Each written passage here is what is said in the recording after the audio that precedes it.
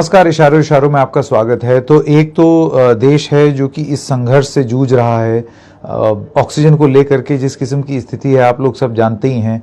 कितने अस्पतालों से इस तरीके की तस्वीरें आ रही हैं जो देख करके इतनी तकलीफ लगती है। आप सोचिए, आप किसी तरीके से कुछ भी करके, एक तो अस्पताल में बिस्तर बहुत मुश्किल से मिलते हैं और वो मिले तो उसके बाद अस्पताल अगर ये कह दे कि अब हमारे पास ऑक्सीजन ही नहीं है, ले जाइए अपने मरीज को, तो कहाँ जाएंगे मरीज।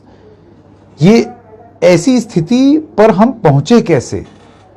और इसके दो पहलू हैं। एक तो ये है कि हमने पहले नहीं सोचा इस बारे में, ठीक है, हमारा रिस्पांस पहले ठीक नहीं था।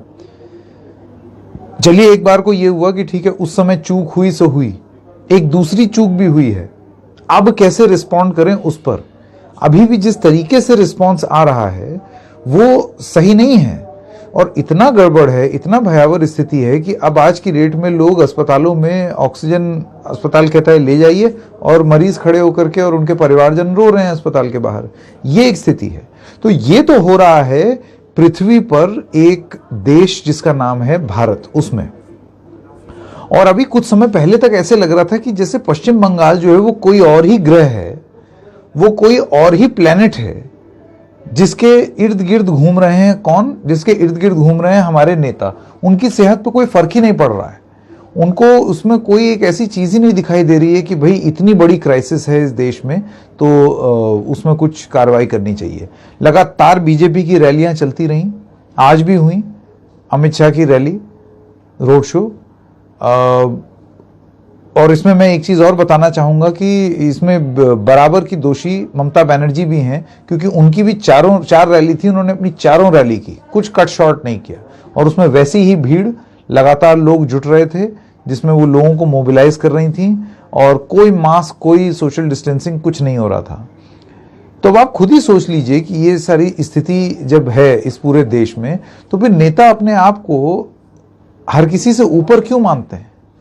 नेताओं को क्यों लगता है कि वो लोगों से ऊपर हैं? जिस तरीके की स्थिति है, नेताओं को भी बेड नहीं मिलेगा, नेताओं को भी ऑक्सीजन नहीं मिलेगी, बड़े बड़े अस्पतालों में ऑक्सीजन खत्म हो रही है। तो नेतागिरी छोड़ करके इस पर ध्यान देना जरूरी है।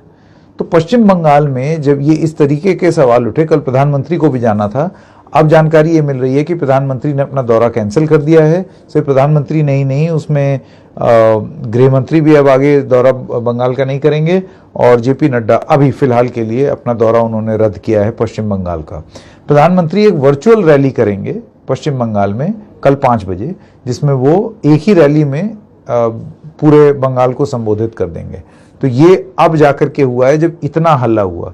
तो आप सोचिए कि चुनाव को लेकर के इतनी कांटे की टक्कर कि आप उसके लिए इतनी बड़ी त्रासदी जो हो रही है इस देश पर, उसको भी इग्नोर कर देंगे, उसके बारे में नहीं सोचेंगे कि जैसे कि मतलब बंगाल एक अलग ही हिस्सा है, उसका देश से कोई लेना देना नहीं है।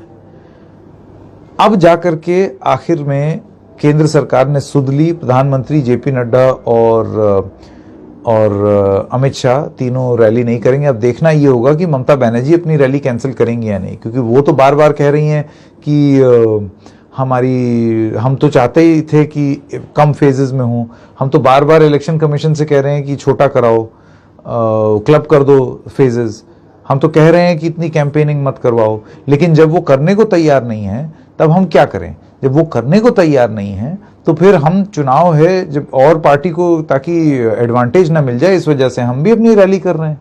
अगर उनकी बंद हो जाए तो हम तो चाहते ही हैं कि बंद हो जाए, लेकिन अगर वो अगला करता रहे और हमसे ही उम्मीद हो कि हम बंद कर दें तो फिर हम वॉक ओवर तो दे नहीं देंगे कि आए मोदी और शाह और पश्चिम बंगाल में राज कर लें। ये उनका तर्क था। लेकिन अब जब उन्होंने अपनी रैली कैंसिल की है तब ममता बनर्जी क्या करेंगी, ये देखते बनेगा।